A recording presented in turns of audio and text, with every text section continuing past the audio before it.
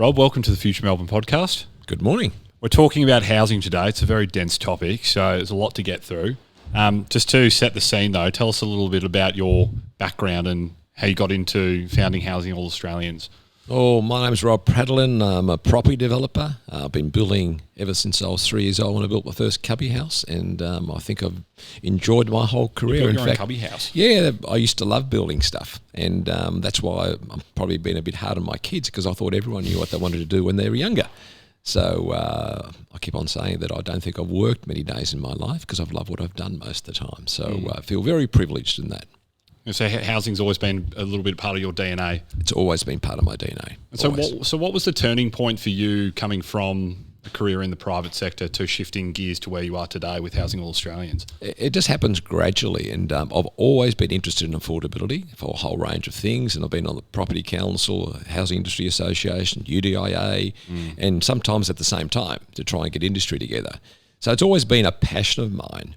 But as I say when I talk publicly, when the team was selling apartments to people that can afford it, housing, land to people that can afford it, like most Australians, I assumed our governments were looking after our vulnerable people, and they weren't.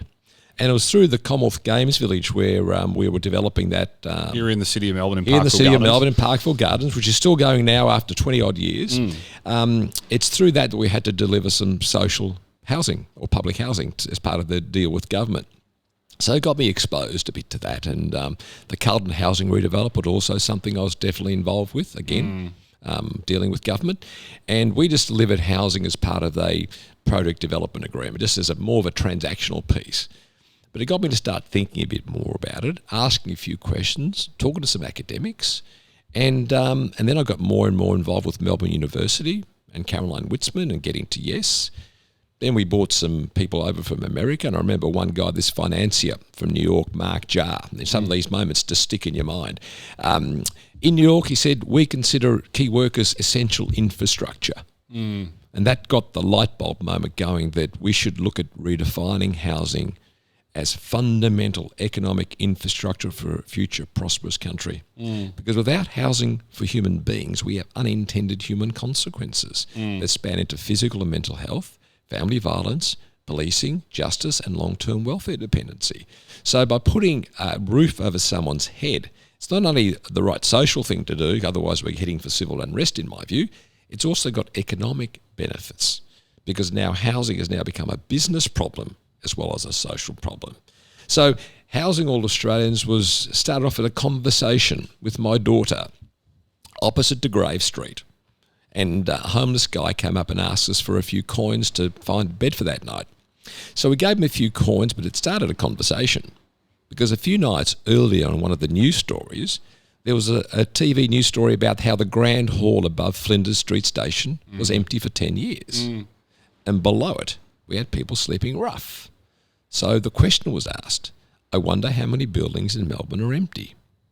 So I started working with City of Melbourne and Launch Housing to try and find an empty office building just to get people off the streets during the middle of winter. And we were struggling because it's always difficult to actually get people to, say, use your property for other purposes. But one day I got a phone call from the City of Melbourne saying the ABC News has heard the story and they like the idea. They want to put it on the news story.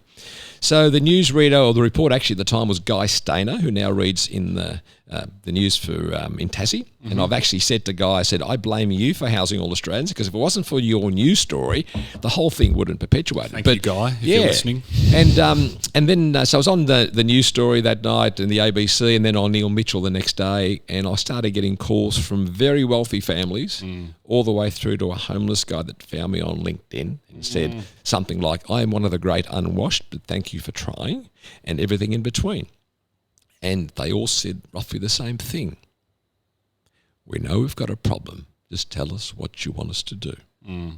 But one of those people was an ex-Rotarian that was on a board of Casper Care. They were aged care, not-for-profit. They just finished building a new aged care facility in South Melbourne, and the old one of 52 rooms was lying empty. And this is Lakeside. This is Lakeside. And he said, Rob, does that suit your model?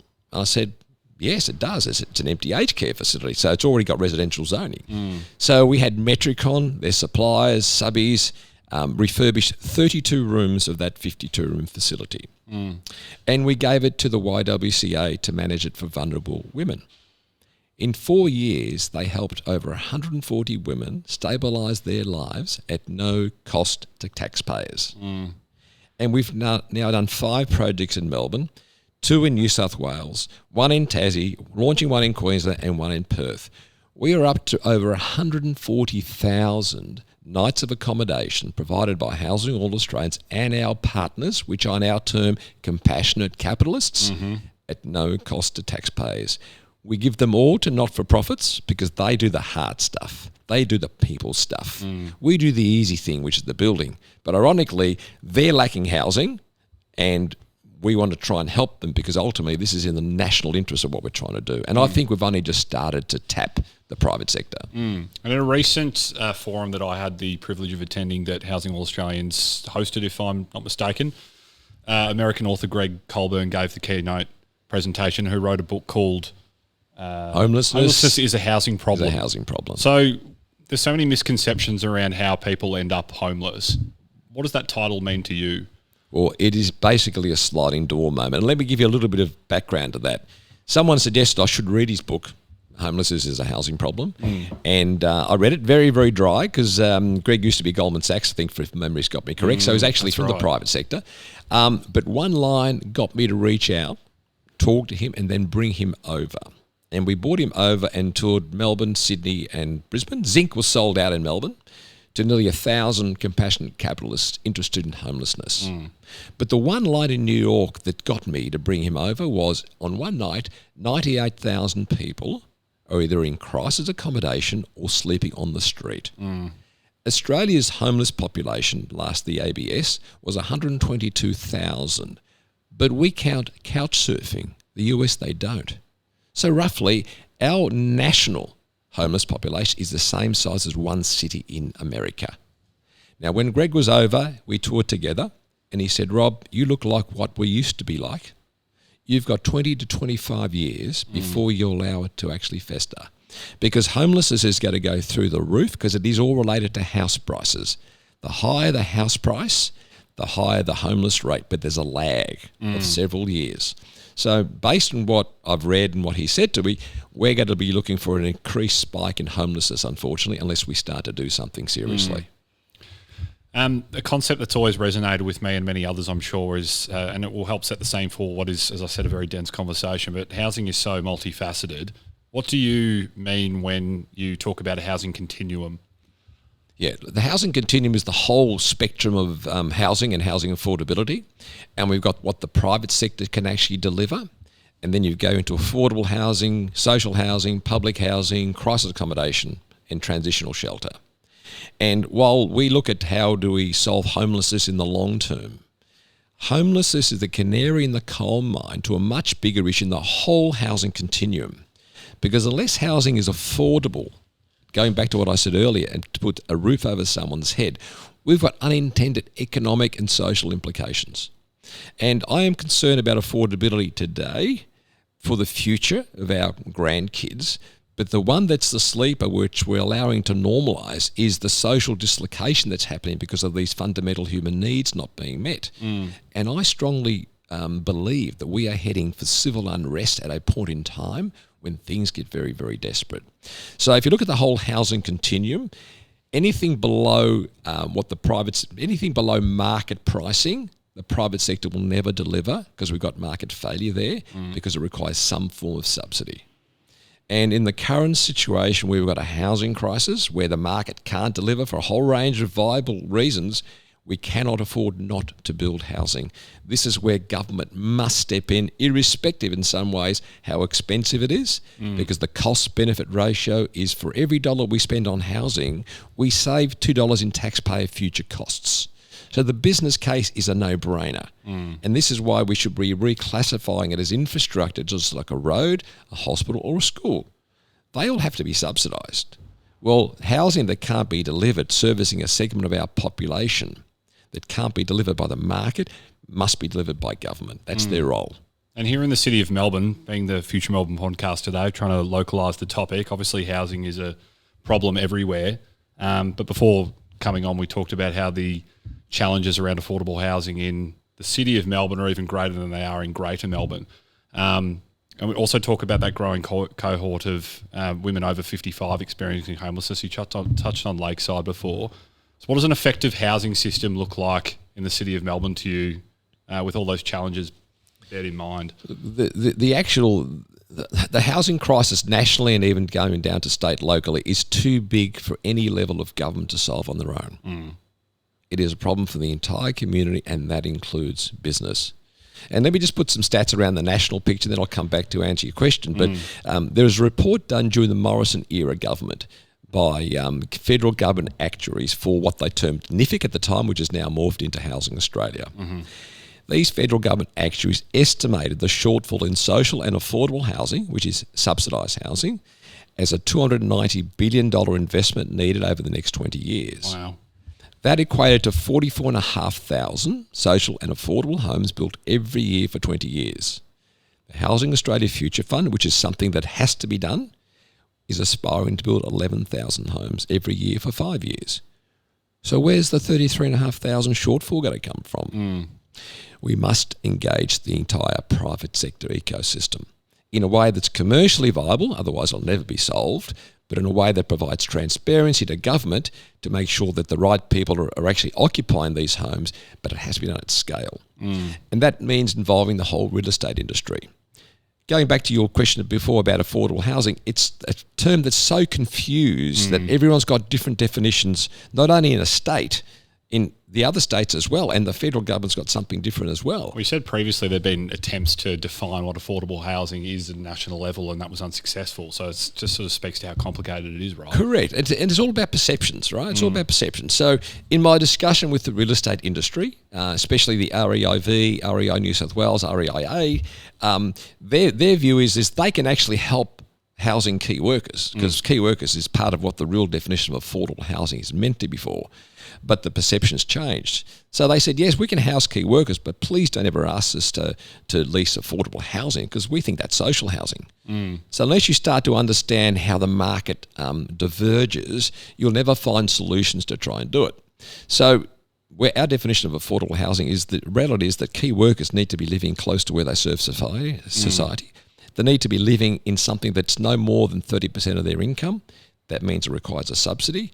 And all levels of government must participate to get that subsidised housing happening, but you need to engage the whole private sector. Community housing providers are the salt of the earth, but a small niche market cannot solve this scale problem. We must engage everybody, but do it transparently, which is why we're working on a digital register with the federal and state governments, and hopefully that'll get that transparency happening. Yeah, and when we talk about opportunities in the city of Melbourne, I think a lot of people's minds turn to the remaining quite large urban renewal zones, particularly in Fisherman's Bend. Arden Macaulay, and they're quite active opportunities at the moment. But we sort of talk about that with the backdrop of what's happened in Docklands and what we're seeing there. The dominant types of housing stocks, we're seeing a lot of build-to-rent come online. So what needs to happen, in your view, for those urban renewal opportunities to support more across that housing continuum that you touched on, to be more affordable and accessible for people? Well, again, it is very complicated until you sit down and try and work out what the simplistic answers are, if possible. And all those areas have got sort of defined height limits, because that sort of determines the property value. And like New South Wales is currently doing, you need to give the developers, the incentive, because they've bought this in good faith at a certain price based on a certain density yield. So if you want to get something that's subsidised, you've got to actually offset that somehow. So what New South Wales have done, and Victoria can do as well, is provide a 30% density bonus, is what the Premier New South Wales is doing, for the delivery of 10% affordable housing at 80% of market rent for a 15-year period. Assume the maths works, because there's a few issues with that as well. Then the developer can introduce key worker housing in their development at no cash cost to government, because the planning incentives will give them that extra property value, and that creates affordable housing for workers. What we're also saying, though, is to mitigate that risk that I mentioned before about the perception, is that we can then use that and lock it in. Let's say there was 20 key worker houses at 70% of market rent. we lock that in on a restrictive covenant. So that way it stays with the property for We're the 15 talking about years. Prads now? We are, Yes. the diversion, but it's all part of the same story, of right? course. Lock it in on with a restrictive covenant. You can sell it to mum and dad investor in Timbuktu, but always be transparent in terms of who the person is that's leasing. Are they qualified? What is the rental that they're receiving? Is it below market? Does it tick all the boxes of compliance and accountability? You can do that transparently on the register. You've just unlocked private sector capital to start with, not government, and private sector management. The CHPs can also do this, but we need to broaden it across. So that can apply to Fisherman's Bend. And why I say that specifically is the value of general with docklands, right? Again, same principles. In docklands, you can buy extra GFA, gross floor area, by so many dollars per square metre, right? Now, that'll cost something. So let's say I'm a developer in docklands, I want to buy an extra 3 or 4 floors. There's a dollar figure that's involved with that I have to pay the government. What the government can do, though, is say, okay, we'll actually forego that dollar figure if you subsidise a number of dwellings at below market rent, so that from the government's point of view, no cash needs to transfer. There's a value of general process to verify that it's actually a good public value. And you can create affordable housing in docklands or Fisherman's Bend, or in fact anywhere in Victoria, because the formula can be transposed. Because we have to have it something that's transparent. You must have the value of general in there to make sure that's actually public value, but you must unlock the whole private sector. And we must do it by trusting each other. And that might sound a bit strange coming from a developer, because people think developers are all greedy bastards. So this is why you got into Housing All Australians in the first place. Correct, because again, 5%, we've allowed 5% of people to tarnish the whole industry because we've been too busy to actually stand up and call it out, to be quite frank with you. But the amount of goodwill and intention out there in the private sector to do the right thing by our country or our state. So it's harnessing that goodwill. It's harnessing, because progress only moves at the speed of trust. So is Prads that reflection of, like, that's the model reflecting that harnessing of the private sector to you? And it's also coincidentally Prads being your last name, Pradolin. I'm not sure if that's... Well, it's a bit by coincidental, but I started off working off the NRAS. You heard of NRAS? Yes. Yeah. And because initially I started to do, I wanted to be permanent, rental affordability, so PRAS. And to be quite frank, there was only one letter missing. It was my son's nickname. So my daughter did the pop-up housing. So I said, my son, this is your contribution to the housing crisis. I'll get the whole family involved. So powerful. it's the way it sort of evolved. But yes, look, it is my son's nickname, but it was actually a bit coincidental and a bit deliberate. And so break down what Prads stand for, and just in simple terms what it is. Sure. It's Progressive Residential Affordability Development Solution. And it's all about working through what is the public policy we are trying to achieve, what do developers need to make it commercially viable for them to deliver it through their self-interest, and how do we provide the transparency government needs to give them confidence that what we set out to achieve gets achieved in the long term. Now, City of Port Phillip have been on this journey, as has City of Melbourne, for a long time. They've confirmed in writing to us that, and this is something that happens everywhere, that all the affordable housing obligations that a local council receives, they record it on an Excel spreadsheet. So who's there in 10 years' time to make sure that 30-year commitment's still valid? I'll probably stun a lot of people to know that's their recording mechanism. It'll probably stun people, but then on reflection, it probably wouldn't surprise people. So we've been advocating for a national register, because there's no data on affordable housing, whether it's in the federal government or state government or local government. And how do you create good policy without data? And so we've had engagement from a number of states and territories and the federal government, and they all now accept that we need a form of register. And New South Wales is now leading the country, because after presenting to the Senate inquiry into essential workers in January this year, along with many, many others, one of our recommendations, or our only recommendation really, was the create a register. In September this year, New South Wales legislated for it in a very basic form. But they also legislated for private sector ownership and private sector management. So we're now working with them to say, let us work together to use technology to embrace the whole ecosystem and solve your issues around delivery of affordable housing. So where's Victoria up to on this journey? We are discussing this with Victoria at the very highest level. Had recent discussions with the Valuer General and Monitor, so it's actually moving in Victoria too. For an impatient man, it's never quick enough. Yes. Because this should have happened yesterday.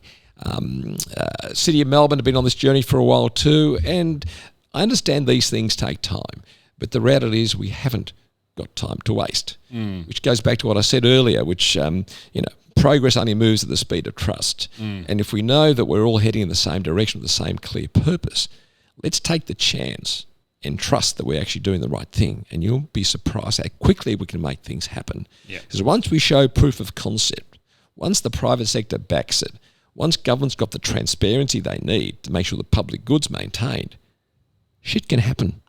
And that's what we're all about. Yeah, fantastic. Segueing back to something that we touched on earlier in the conversation, and another definition that's always resonated with me, and I'm sure a lot of others who you've spoken to over the many years of work you've been advocating in this space, is the notion of housing as economic infrastructure. So, we talk about the strain that it places on services if you don't have a roof over your head, but what do you mean when you talk about economic infrastructure, and why is it important to shift our language to consider housing in that way? Well, when I first started this journey and we prepared a one-page strategy, one of which is let's work out what the economic cost to the country is if we don't provide the housing. So we engaged SGS Economics and we did that study for the country. And from an average point of view, and averages mean nothing really because every state's focused on their own state, right? The average to Australia was for every dollar we spend, as I said earlier, we actually save $2 in taxpayer costs. So that's the cost-benefit ratio. The cost-benefit ratio principle works on roads, schools, hospitals. But there's no cost-benefit ratio process for housing because everybody thinks the market will solve the housing problem.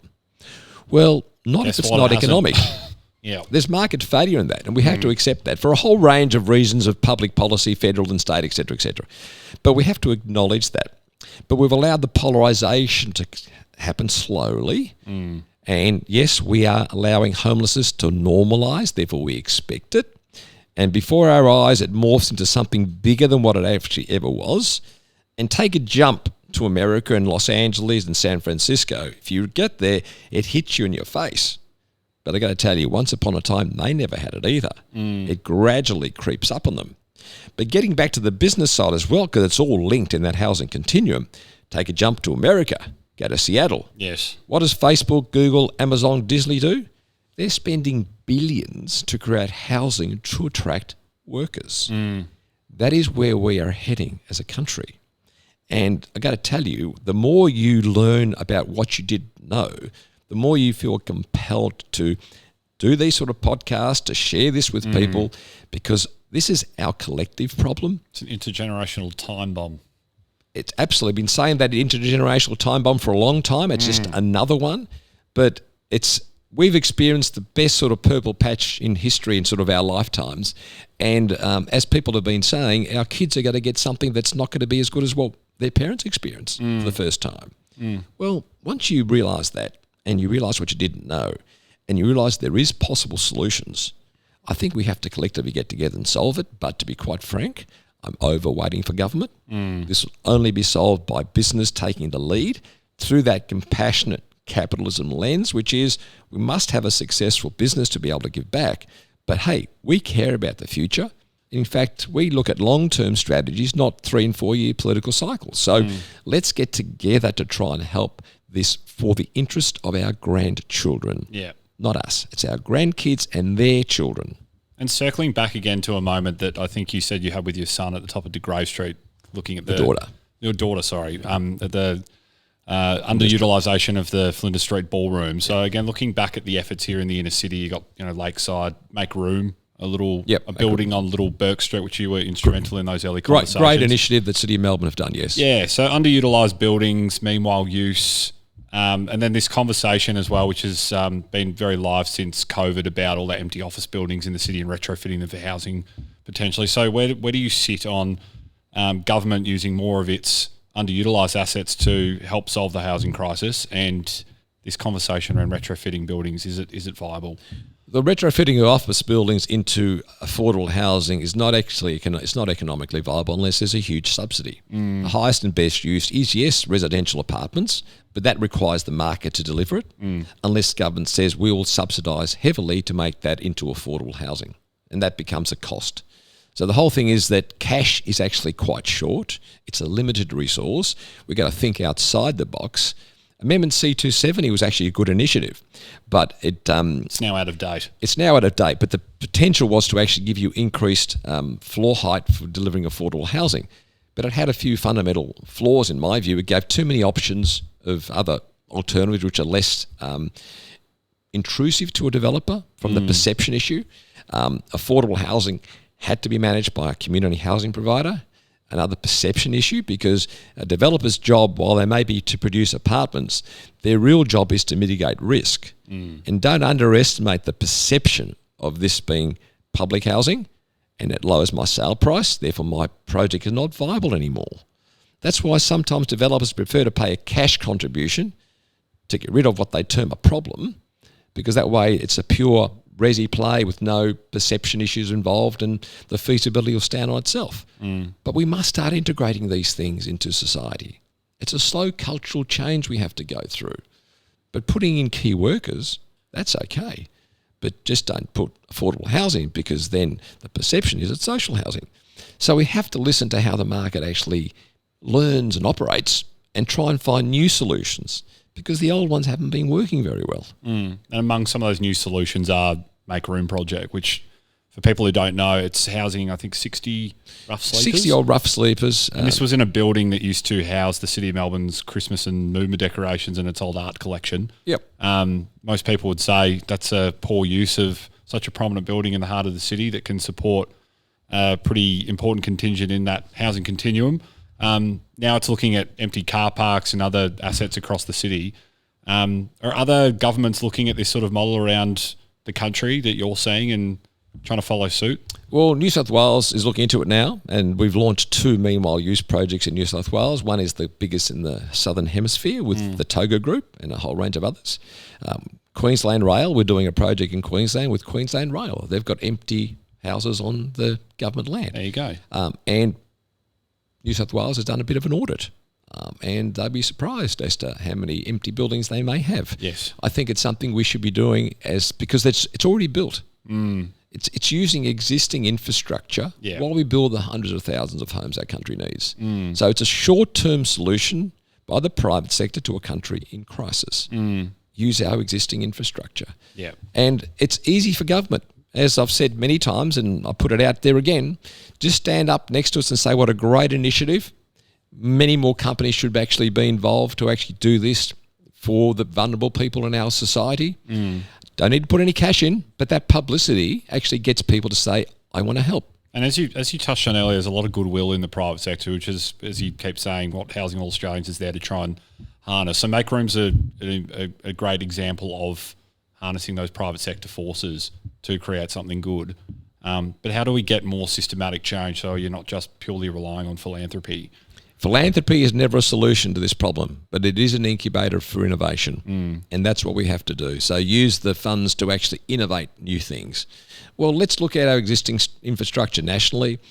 We're talking to Faith Housing Australia, they've returned, which is about all the churches getting together. They've got billions of dollars worth of land in great locations. Yes. Okay, don't sell it, peppercorn lease, and then build the structure on top with a period of time for the investor to get some money back. The economics all change. So there's an appetite from the churches, in your experience, that to engage. Oh, right, it's a slow process because you have to build up that trust. Yes, of course. And the whole thing hinges on building up trust with stakeholders that actually says, what we're all trying to do together. We have to all lean in.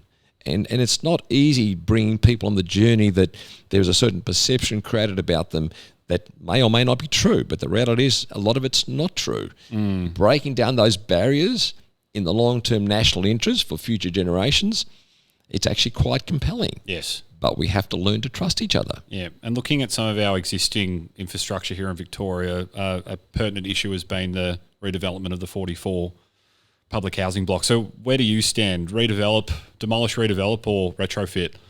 again, capital is scarce. And I am on the board of Homes Tasmania, and we're going through the same questions about government land, government buildings.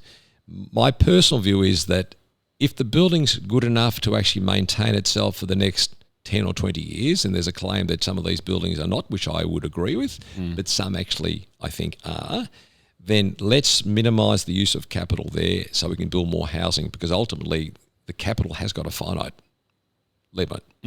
Right. So, and you've got to look at what is the net effect of actually demolishing and rebuilding all of them, because ultimately the housing waiting list I think is about 60 or 70,000. Yes. So it's the allocation of capital and timing.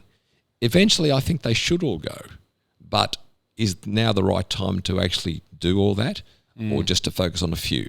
And maybe there's a perception problem, because the way the media portrays it is they're all going to be knocked down and built in the next 2 years. Not enough information's out there for me to make a proper judgment. But all I say is capital is scarce. Let's use the capital to maximise its impact on the net housing outcome. And from the information that is out there that you're able to perhaps base an observation on, these are public housing towers that are being demolished. So we're talking about public housing versus social housing, which I think the government is saying that a lot of them will be returned as. Just explain to people that don't understand sort of the affordability indexes of what public housing versus, say, social housing means. And for people who are living in these towers who are worried that their future homes won't be affordable because of the change in that percentage, what are some of the benefits that these new housing developments will provide them in financial terms, i.e., cheaper energy costs because their building's not so hard to cool and heat in those temperate sort of climates? There's no question that a new home is much more energy efficient and it's got lower costs, operating costs, right? But it just takes time, and people always have a negative view about how things are going to pan out rather than a positive view, because that's just the way human beings take. It should all be 30% of income. So it shouldn't really matter in terms of the cost, is my understanding of how it actually all works. The difference between public housing and social housing: public housing is owned by the state. Social housing's could be owned by the state, but could be managed by a community housing provider. Yeah. Which the Public Tenants Association, who are a supporter of what we're trying to do, are concerned that their public tenants will get evicted much more easily through a community housing provider. I don't think that perception is correct, but perception, as I said, becomes reality. So there shouldn't be any difference other than getting into a new dwelling with lower operating costs moving from public to social housing. But it's the concern about how it's going to happen, the dislocation that happens, and even though they get offered to say you can stay in your own location, I'm not sure how that actually pans out in reality. Yeah. So look, there's a lot of confusion. More to come. It's more to come, but... And I can understand why people are concerned, because it's their home, it's their community. They know their neighbours. You're disrupting someone's life. I fully get it. Yeah. A lot of it's a communication issue. And so to try and tie all this up, because it is a very complicated conversation, housing, perhaps more complicated than it needs to be, but at a policy level, you and I have talked for a long time about the need for more of a national housing strategy of sorts, or more cohesion between all the levels of government that we have in Australia on this topic. Where are we at the moment in that policy journey, and where do we need to get to, in your opinion, to make this more accessible for more people to access the market? That's a very big question, because many people are sort of saying the same thing, really. But you do need a national housing strategy, right? Because from the strategy, then the tactical and implementation flows from it. And I'll give you just a little example: the 1.2 million target that has been sort of targeted by federal government to achieve. And there's a lot of criticism about them not being able to achieve it. What is wrong with having an ambitious target? So if the target was 900,000 and we all reached it easy and pat ourselves on the back, is that the outcome we want when we know the target needs to be greater? Personally, I think the target should be more like 2 million. Because once the target is actually set, then everyone actually works through and works out how they're going to try and meet that target. Yeah. Let me ask you your question. If the target was 900,000 versus the 1.2 million, do you think we're going to have the planning reforms that were actually being touted by state governments at the moment? Wouldn't have thought so. Because there's no incentive, there's no target to actually breach. Yeah. You got to make people feel uncomfortable with targets. Because if you don't feel uncomfortable, nothing changes. And we have to fundamentally change the way that housing is delivered in this country. So yes, national strategy falls down to state strategy, falls down to population targets. We have to think of it as a holistic thing. And then get down to housing is fundamental infrastructure for a future prosperous country. Because let's face it, the world is in turmoil. We are an island. We produce our own food. We've got plenty of solar. We've got coal for those who want to get coal. We can actually become the Switzerland of the whole world, to be quite frank with you, but we're so dependent on other countries. Let's create a long-term strategy, similar to what happened in Singapore with nothing, and look at how far they bat above their weight. We've got all these resources. Let's work out a long-term strategy, but put housing as fundamental to a long-term successful country, because with fundamental human needs being met, food and shelter, you have a productive society that's more likely to be contributing to the society and pay tax in society and improve the facets of society than one that becomes dislocated, polarized. If you take some of the San Franciscos and LAs, homeless people, scared, you're intimidated, business, it's just a downward cycle. But we have to start with a very, very clear strategy of where we'd like to be in the next 30 to 40 years, because that's how long it's going to take. And then have a bipartisan approach to do this, because with that bipartisanship, we don't want things to be thrown out when a new government gets in play just because they said that black is white and white is black, and then all of a sudden we start all over again. We have to have something that straddles these political cycles and heads our country for a future that is potentially so prosperous for our grandkids. We have to start now. Is that what gives you hope right now, looking to the future despite all the challenges? At the moment, there's a lot of black sort of clouds in the horizon, but I am hopeful because the amount of corporate support that we are getting to try and help steer and contribute to making this a more equitable society, my hope is compassionate capitalism. Because, again, you need to balance those things between a successful business and giving back to society to allow it to develop into something you'll be proud of. And I haven't heard one corporate tell me they don't like the word compassionate capitalism, because capitalism, let's be frank, it's got a bad baggage. It's got a lot of baggage. You put compassion in front of it, it sticks with people. Compassion, yeah. And mind you, there's a lot of people that are listening to this are probably very, very cynical, saying, oh, there we go, just trying to greenwash things. But look, it actually exists. I'm just overwhelmed. I'm not sure if I've said this before, but we're up to 140,000 room nights that we've supplied around the country to not-for-profits of vulnerable people at no cost to government, all through compassionate capitalism. And I'm speaking to quite a few public companies at the moment that want to come on board. They just take their time to go through their internal processes. So can you imagine the whole private sector together, and we can say we can actually do things for nothing? Now, that'll never solve it, but it shows government we don't need them. And when you say government you don't need them, guess what happens? Government says, how do we help you? Yeah. You triggered their self-interest. That's right. And that's the reverse psychology that we're using. So turning a groundswell. As Gabrielle Traynor, who's on the AFL Commission and a whole range of things, and she's based in Sydney, said, Rob, I think Housing All Australians has started a private sector movement. And I'm hopeful that we have. That must fill you with great pride. Haven't got time to think of pride. There's too much stuff to do. Yes. But it does give you hope that we can solve this, but we all, and I'm saying again, we all have to lean in. Government, community, and business. Good on you for tackling the challenge. Thank you, Sean, for the opportunity.